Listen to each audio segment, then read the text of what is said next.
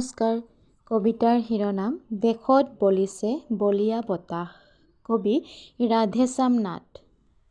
তোমালোকৰ শিলশিল হাঁহিত উৰি যায় বুলবুলি, উচ্ছ্বাসত উজ্জ্বল হয় মন। ইচ্ছা হয় ৰঙীন চিলা উৰুৱাও, ইচ্ছা হয় ৰবাব টেঙাৰ বল খেলোঁ তোমালোকৰ শিলশিল হাঁহিত।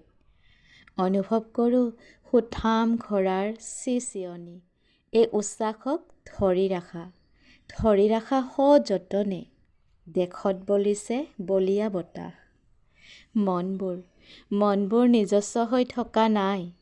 আমি পিন্ধিব লাগে অইনৰ পচন্দত, খাব লাগে অইনৰ জুতিত, উদ্ভৱ কৰিব লাগে অইনৰ নিৰ্দেশত।